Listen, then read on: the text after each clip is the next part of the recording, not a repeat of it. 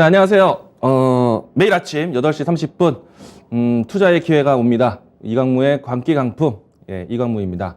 자, 오늘 키워드 바로 보도록 하겠습니다. 자, 오늘 여러분들 키워드는 유가 급등입니다. 네. 우선 이제 유가에 대한 변동성에 대해서 좀 주목하자라는 뜻이고요. 자, 이걸 보기 전에, 오늘 이야기하기 전에 미증시에 대한 주가 흐름 먼저 보도록 하겠습니다. 자, 나스닥 종합 지수 차트를 좀 보도록 하겠는데요. 자, 전일 미증시가 하락 마감을 했습니다. 어제 하락한 이유 두 가지가 있는데요. 첫 번째, 파월 의장이 인플레이션 높다라는 이야기로 해서 매파적 발언 때문에 어제 미증시가 빠졌습니다. 그리고 두 번째, 지금 현재 유가의 변동성을 만든 전일 같은 경우에는 이 사우디의 이 반군에 대한 공격 피해가 있었고, 그리고 유럽연합의 미국과 같이 러시아 원유에 대해서 제재하자라는 이야기가 나왔습니다. 이 때문에 유가 공급에 대한 리스크가 좀 나오면서 유가 가격의 변동성이 나왔다라고 할 수 있겠고요. 이 때문에 어제 시장이 하락 마감을 했습니다. 자, 그런데 지수의 마감을 보시게 되면은 마이너스 0.4 마감입니다. 뭐 시장 최근에 올라왔던 것을 본다라면은 크게 급락한 모습은 아니다.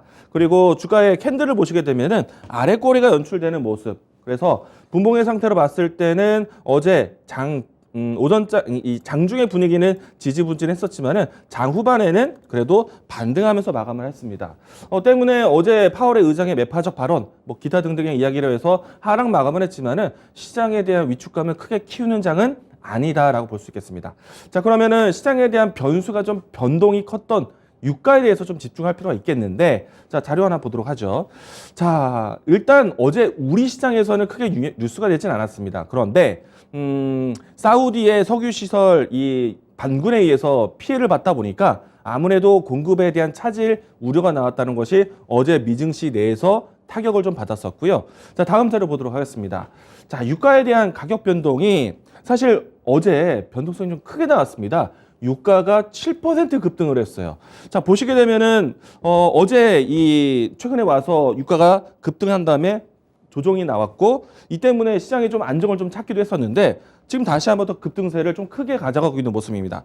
자, 100달러 이전에서 지금 110달러까지 움직임이 나왔는데, 자, 어제 우리 증시에서는 크게 영향이 되진 않았었습니다. 자, 오른쪽을 보시게 되면은 국제 유가의 30분 흐름을 볼 수가 있습니다.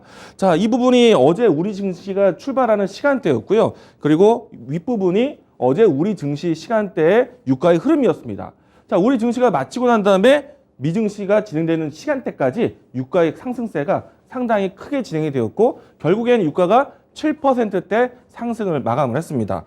자, 그렇다 보니까 전반적인 파월 의장의 매파적 발언에 의해서 뉴스는 크게 나왔지만 실질적으로 증시에 대한 영향은 크지 않았기 때문에 증시의 변동성은 오늘 코스피 크지 않을 거라 봅니다. 왜냐하면 어제 우리 증시가 선반영 부분들이 있기 때문에 증시의 영향은 크지 않을 것 같아요. 자, 다만 우리 시장에 대해서 좀 자극적인 뉴스를 찾는다라면은 유가 급등, 7% 급등 이야기가 되지 않을까라고 생각을 합니다. 자, 내용을 좀 살펴보게 되면요. 일단 사우디에 대한 내용들도 있었고, 미국처럼 유럽에서도 러시아에 대한 에너지에 대해서 금수 조치하겠다, 제재를 하겠다. 자, 그리고 주요 국가 이 프랑스라든지 특히 독일에서 러시아의 에너지 의존도를 낮추겠다는 내용이 나오고 있습니다. 자, 이런 내용들 때문에 이 국제 유가 공급에 대한 리스크가 나오면서 급등을 크게 했는데, 다만 이제 이 부분들이 다시 한번 진정시킬 수 있는 내용들이 많습니다. 예를 들어서 러시아에 대한 원유에 대한 제재 이 부분들을 낮추기 위한, 그러니까 이 대체 국가에 대한 원유 수입이라든지, 아니면은 특히나 러시아 에너지에 대한 의존도가 가스가 많다 보니까 가스에 대한 대체 국가, 가스에 대한 대체 에너지 부분들을 찾을 수 있는 또 정책이 나올 수 있기 때문에 그렇게 되면은 원유 가격에 대한 변동성이 크게 나왔지만 진정에 대한 가능성도 있다. 그 일정을 예상해 보면요, 우선은 유럽 연합 전체적인 생각이 필요합니다. 자, 이 때문에 이번 주에 열리는 EU의 정상회의가 상당히 중요한 발표가 될 것 같아요. 자, 러시아에 대한 제재를 실질적으로 얼마만큼 구상을 할 것인가, 그리고 러시아에 대한 제재가 아직까지는 에너지에 대한 의존도가 있기 때문에 단번에 정책적으로 발휘하기는 힘들 수도 있습니다. 그렇기 때문에 조금은 관망세를 하자는 이유도 나올 수 있어요. 자, 그런 내용에 대한 결정이 이번 주 EU 정상회의에 있다. 이렇게 본다라면은 유가에 대한 변동성 7% 자극에 대한 뉴스는 단기적일 가능성이 있다. 자, 그래서 오늘 장에서 유가 급등에 대한 키워드를 다시 한번 꺼내지만 이 내용들은 단기적인 관점에 보셔야 된다는 것. 한편으로는 이 내용들이 장기적으로 변화될 수 있는 사람들도 있습니다. 자, 그러면 종목들을 한번 보도록 하죠. 자, 유가에 대한 변동성이 나오면은 우리가 러시아와 우크라이나의 사태 때문에 변동성이 크게 나왔던 에너지 관련된 종목들을 다시 한번 꺼내 보셔야 됩니다. 자, 한번 보도록 할까요? 자, 일단은 오늘 추천하기는 좀 어려울 수도 있어요. 다만 트렌딩 관점에서 오늘 유가에 대한 뉴스를 좀 자극적으로 보겠다. 그러면 이런 종목도 보셔야 됩니다. 자, GSE 보도록 하겠는데요. 앞전에서 이 러시아와 우크라이나에 대한 전쟁 이야기가 나왔을 때 큰 급등세가 연출됐습니다. 물론 이제 유가에 대한 변동성이 좀 진정되었을 때 그 상승폭을 대부분 반납을 했어요.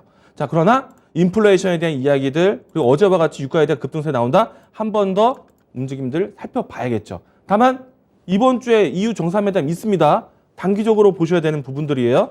자, GSE뿐만 아니라 크게 움직였던 종목들 다시 한번 보도록 하겠습니다. 자, 한국석유. 자, 이 종목도 에너지 관련된 유가 관련해서 움직임이 나왔던 종목이고요. 또 에너지, 러시아 에너지, 가스도 보셔야 되겠는데 대성에너지도 보도록 하겠습니다. 자, 이와 같은 종목들은 단기적인 관점으로 보셔야 돼요. 자, 그리고 어제 이 러시아에 대한 이 특정 지역에 대한 우크라이나에 대한 특정 지역에 대한 러시아 침공이 있었습니다. 이 때문에 인플레이션의 내용들이 자극이 됐어요. 곡물 가격이 올랐죠. 사료 관련된 종목들 급등세를 했습니다. 자, 어제는 사료 관련된 종목들이 강했고 오늘 인플레이션에서 또 준비를 한다면은 금속 관련된 종목들 보셔야 되겠습니다.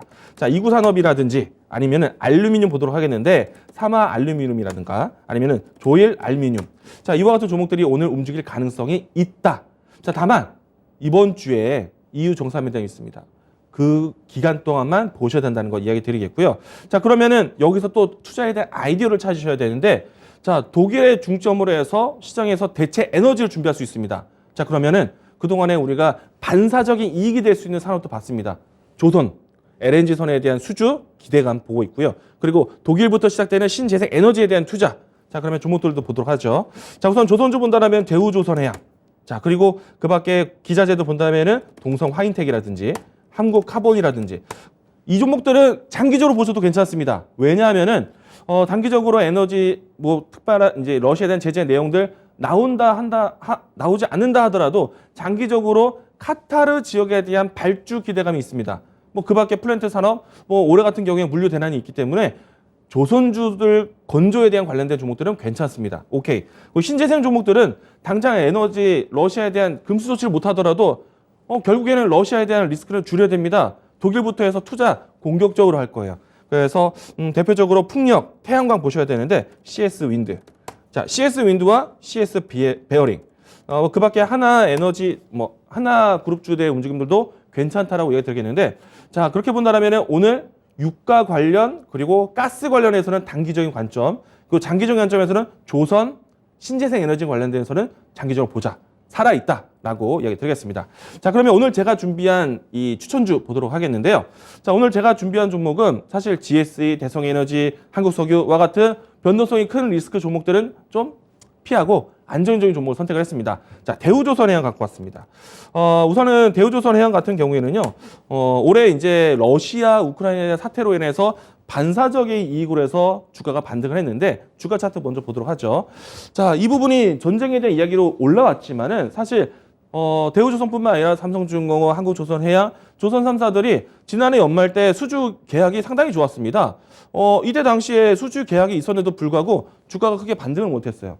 이번에 거래량 유입이 러시아, 우크라이나 사태 때문에 조명을 받았지만은 이미 앞단에 올해, 내년까지 일할 거를 쌓아놨습니다. 그리고 올해까지 했을 때 특히나 이제 대우조선해양으로 이야기 드리면은 올해 수주가 벌써 13척이 나왔습니다. 그 중에 7척이 LNG선이에요. 앞으로 유럽에서 추가적으로 LNG선 발주가 나올 수도 있고 또 카타르 지역에 대한 대규모 발주가 나올 수 있기 때문에 대우조선해양은 바닥권에서 장기적으로 볼 수 있는 종목이다라고 이야기 드리겠습니다. 자, 이 종목에 대한 가격 전략 보도록 하겠는데요. 상당히 낮은 가격이 있다라고 봅니다. 시초가 이야기 드리겠고, 그리고 목표 가격은 지금 현재 진행되고 있는 박스권을 돌파해서 다음 매물대까지 움직임이 나오지 않을까. 그래서 1차적 목표가는 29,500원, 그리고 손절 라인 때는 23,000원 제시하도록 하겠습니다. 자, 오늘 추천주는 대우조선해양입니다.